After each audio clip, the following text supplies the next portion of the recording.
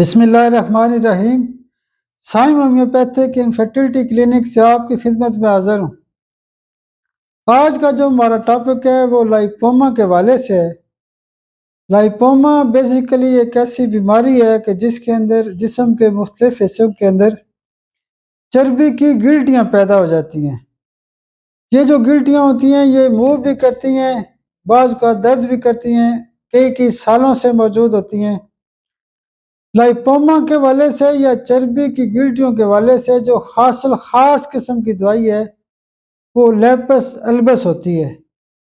आप लैपस Albus CM की एक खुराक महीने में इस्तेमाल कर सकते हैं या लैपस एल्बस 30 पावर में सुबह दोपहर शाम भी इस्तेमाल कर सकते हैं।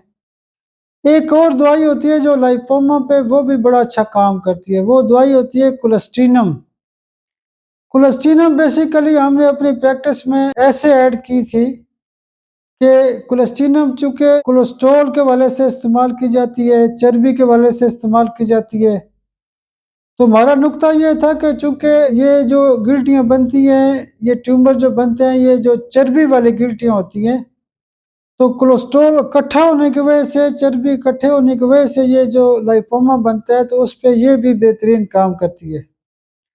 जो 2 दवाइयाँ होती हैं, पहली दवाई लैपस एल्बस है और दूसरी दवाई होती है कोलेस्टीनम। ये जो 2 दवाइयाँ हैं, ये लाइपोमा के हवाले से बेहतरीन काम करती हैं। आप मेरे लिए दुआ भी किया करें। बहुत शुक्रिया, बहुत शुक्रिया, बहुत शुक्रिया।